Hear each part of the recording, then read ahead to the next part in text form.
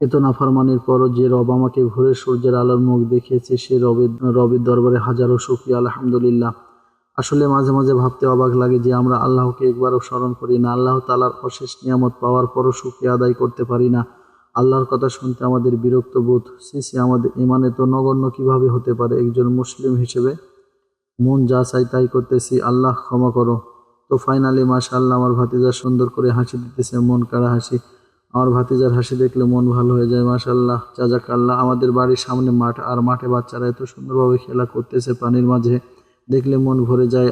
তাদের হাসি ভরা মুখ, কি আনন্দ করে খেলতেছে। আমরাও শৈশবে এইভাবেই খেলেছি, কিন্তু আবার কি ফিরে পাবো সেই দিনগুলি?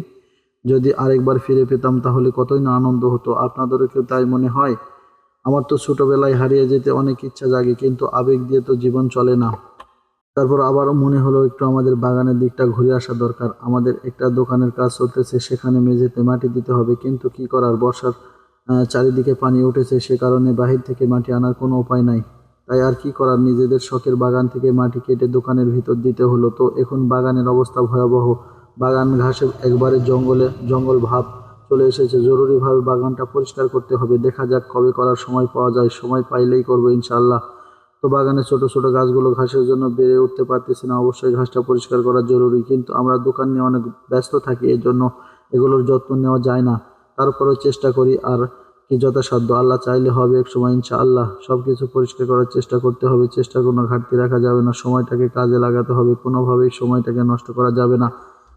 এই অমূল্য রবের দেয়া নিয়ামত, সেটা ভালোভাবে কাজে লাগাতে হবে। দুনিয়া আখিরাত সবকিছুর কথাই ভাবতে হবে। শুধু দুনিয়া নিয়ে ব্যস্ত থাকলেই হবে না, আখিরাতটাও ভাবতে হবে, কারণ দিন শেষে আমার কবরে আমাকেই যেতে হবে। কিন্তু আমরা ভুলে যাই। ভুলে যাওয়া একবারে যাবে না, আপনাকে মানতে হবে। একটু বাহির থেকে আল্লাহ দেওয়া প্রকৃতিটাকে একটু উপভোগ করে আসি। আর এর মাঝে আপনাদেরকে একটা গল্প শোনাই, আশা করি গল্পটা খুব ইন্টারেস্টিং হবে। একজন বালক খুব জেদ করে বসলো যে রিজিকের মালিক আল্লাহ, এটা সে মানতে চায় না। সে বলতে লাগলো, আমি যদি না খাই তাহলে আল্লাহ কিভাবে আমাকে খাওয়াবে?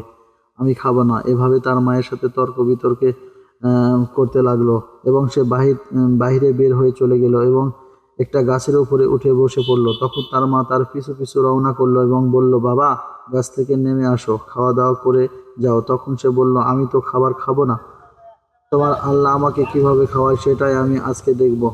তখন তার মা গাছের গোড়াতে খাবারটা সাজিয়ে দিয়ে বাসায় চলে গেল এবং যাওয়ার সময় বলে গেল, খাবারটা খেয়ে নিও।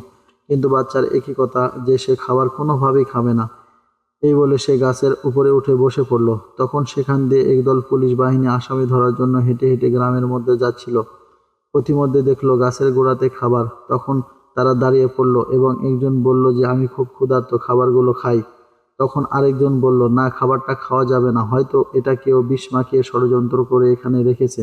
তখন আরেকজন বলল, তাহলে সেই ব্যক্তি হয়তো আশেপাশে আছে, একটু ভালো করে দেখতে হবে।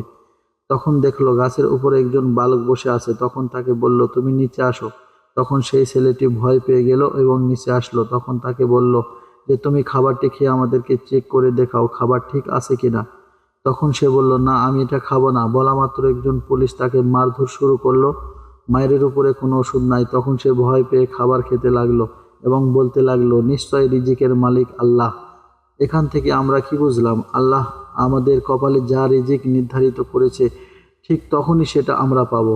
তাই রিজিক নিয়ে কোনো টেনশন করার দরকার নাই। যেটা আমার পাওয়ার কথা সেটা দুনিয়ার কেউ ছিনিয়ে নিতে পারবে না, আর যেটা আমার না পাওয়ার কথা সেটা দুনিয়ার সবাই মিলে আমাকে দিতে পারবে না। তাই অযথা চিন্তা, টেনশন বাড়িয়ে, পেরেশানি বাড়িয়ে নিজেদের ক্ষতি ছাড়া আর কোনো লাভ নাই।